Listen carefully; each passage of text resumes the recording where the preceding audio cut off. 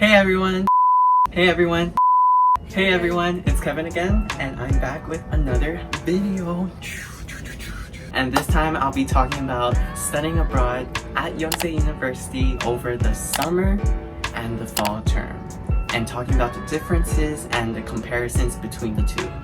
So I hope this will be helpful for you if you want to decide, do you want to study during the summer or do you want to study during the fall semester? Or winter semester. They also have winter too. But I'll be talking about my experiences with both of those and how it went. So stay tuned for that. So firstly, the obvious difference between summer and fall is obviously the length of your study abroad term. So for the summer edition, summer term, you have 4 or 6 weeks. So you have 4 or 6 weeks to study abroad and to be enrolled into their academics. Firstly, you need to be taking 2 or 3 courses with a minimum of 6 credits in total. So there's 6 credits for 2 courses or 9 credits for 3. So me being lazy, I did 2 classes and yeah. So the 2 classes I did was Introduction to Computer Graphics, which is mainly like Photoshop, Illustrator kind of things, and then the second one was Energy and the Environment, which was learning about like the different sources of energy and renewable energy and things like that. So learning about fuel, coal. I did those 2 courses during my 6-week summer courses. For the fall semester, I did 4 classes in total. Overall is a total of 12 credits.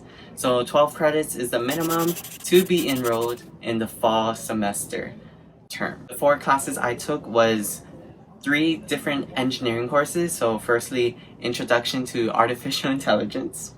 That was operating systems, communication networks, and lastly, I did like a fun elective kind of thing, which was understanding K-pop. Learning more about K-pop and the beginnings, learning about Korean traditional music, and then learning how it affects K-pop and then, you know, BTS and stuff like that. Overall, that's the differences between the academics for the 4-week, 6-week, and the 4 to 6 months. So that's the 2 differences. So obviously, since there is a lack of time in summer, you'll be taking a little less classes in there. But for the semester term, it's like studying at your regular home university. So it's like taking the same class courses or class amount over there. So for the summer classes, for the summer school, which is basically called YISS, which stands for Yonsei Institution or Institute of Summer School. Yonsei Institute Summer School. Yonsei International Summer School. Something like that, yes. For the class availability, it's very limited in size because it's only a summer term. So they don't have that many courses that you can be a part of. They usually have it separated for like the international students, so it's very inclusive of the international students mainly. But it's the same thing as registering for a regular course. You go onto the course and then register for it, and then you know basic course registration kind of stuff. It's very limited in amount and variety for the summer because summer, short time. But for the fall semester, there is a wide range of variety of courses, classes, majors you can be a part of. So because of that, you have a lot of different choices that you can choose and select between the 2. So it really depends on if you're going for academics wise. The semester version would definitely have a lot more courses that would be provided for you compared to the summer courses. So just keep that in mind when you choose between summer or fall. And that should be it for the academics. Secondly, I'll be talking about my experience about housing and dorming during the 2 different semesters. So for the summer semester, I dormed with their off-campus option, which was DMCville. It costed about 1,000 something in total. Basically, they have a bus shuttle that's provided and included in the cost, and they take us to Yonsei University in the morning and afternoon, take us back home.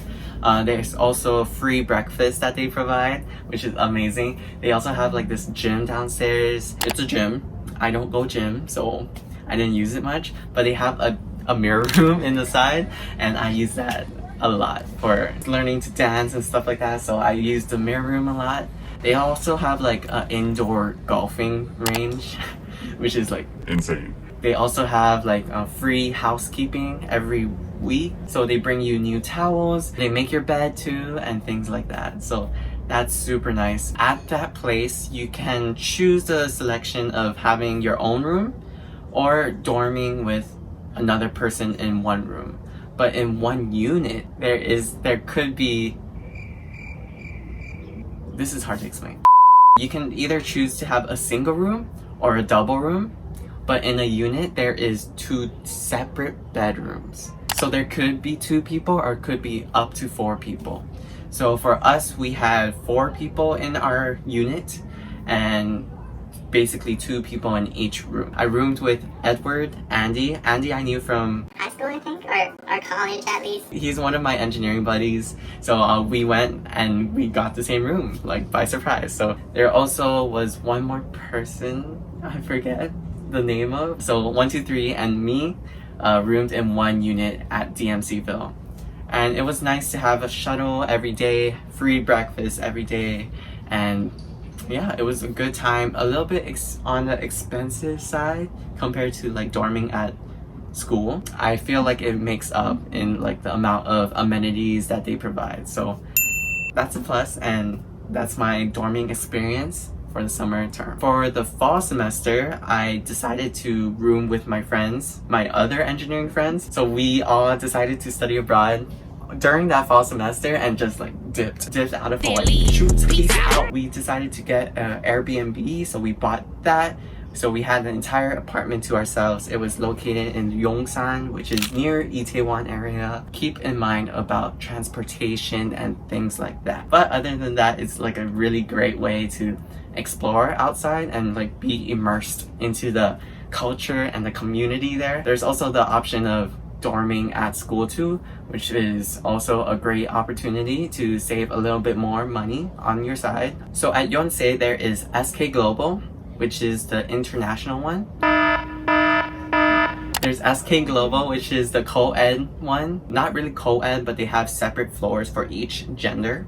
So there's one male floor, one female floor, and then etc, etc. And then for international house, that is only for girls, also discounted compared to SK Global. So there's like certain balances to that, so you have to just keep that in mind. I think international house might be a little bit smaller. There's a lot of pros and cons to each option, so just keep that in mind when you decide, do I want to dorm at school, do I want to dorm off campus? If off campus, like where? Yeah, I don't know, just keep it in mind. Another thing I want to put out there is about the documentation process before you get into Korea or get into Seoul. So firstly, for the summer term, I did not have that many problems with traveling into Korea, because with a US citizenship, with a passport, you can go into Korea for Not for free, but like without a visa for 90 days, well enough for the 4 to 6 weeks. Since I had that, I didn't need to go through like a lot. But for the fall semester, you need to do the visa application as well as the alien registration card application. So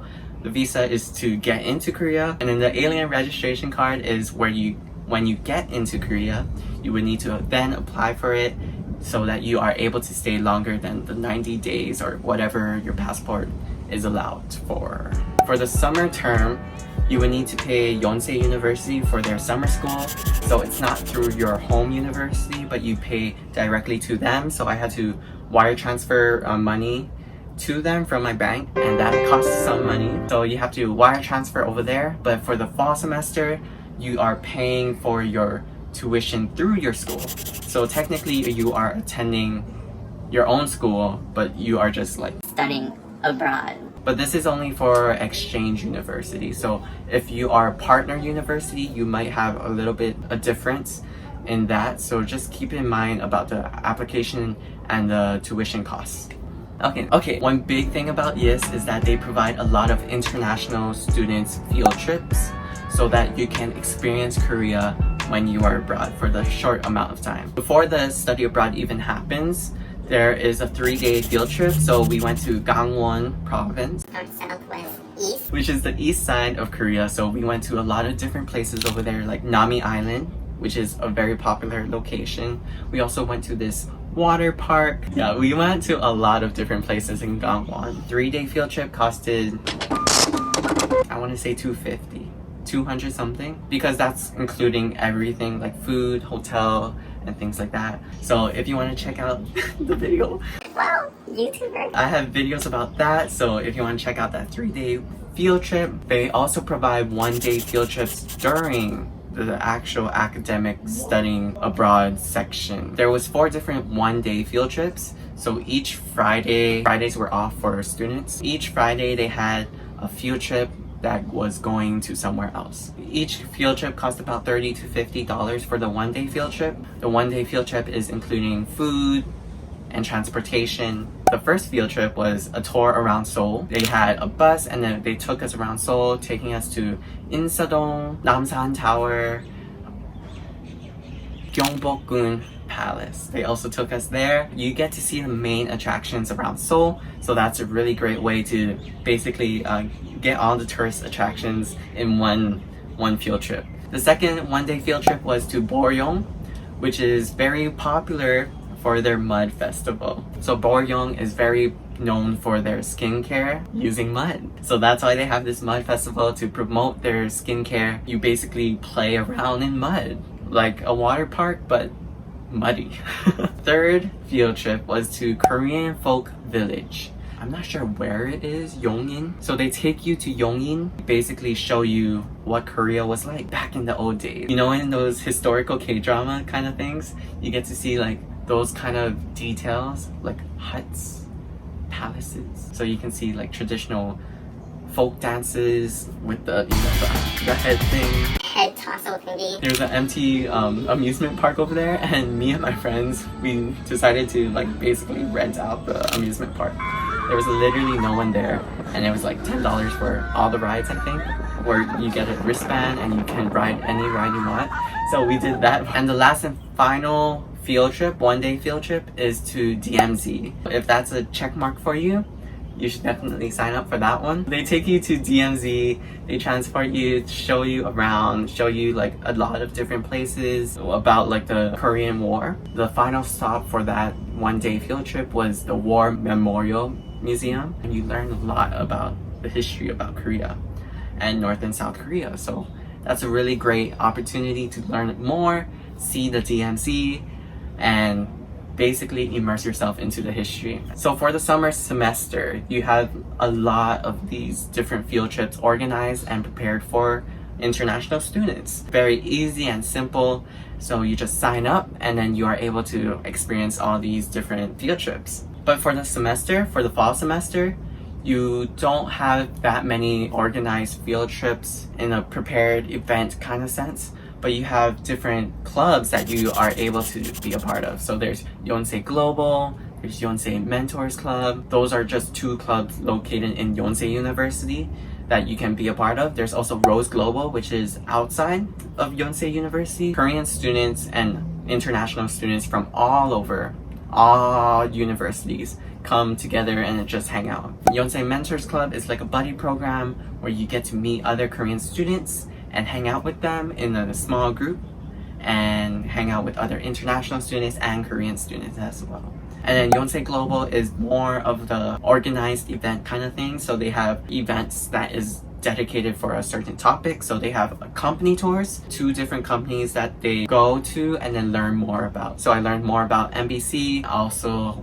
went to Amore Pacific, so learned more about the skincare and the makeup over there. They also have a lot of different other variety of events. So they have photo tour, cooking, food kind of things. They have a dance, learning K-pop dancing. Definitely a lot of different opportunities there too. Summer has a lot of field trips. Fall semester, you have a lot of club and time outside so that you can like explore by yourself or with other exchange students or other Korean students, like other friends. So you have a lot of time to explore. While in the summer one, you have a limited time, so 6 weeks, 4 weeks, and basically you wanna get to it. You wanna Experience it. So there's not much difference besides those that I already talked about. You get to have access to Yonsei University, you get to have the time to explore, you get to have time to study. There's so many different opportunities available to you, even if you choose summer or fall semester. To wrap things up in the final thoughts kind of thing, summer semester is very short and sweet. It was like 6 weeks was very short. It was really quick. All the events happened super fast. I met so many people in a short amount of time. So I decided to go to the fall semester one and have a longer time to experience that as well. I went Gangneung, I went Busan, I went like Daegu. So there's a lot of time to explore outside of Seoul. You should definitely try it out. The difference is time. That's literally the main difference in this entire video. So basically that is the main differences between summer semester and fall semester. So if you have any questions regarding any of these, please leave a comment down below, hit that bell, hit that subscribe button. I also have other videos somewhere if you want to check that out about studying abroad, and I'll see you in the next one, hopefully. I'll see you guys.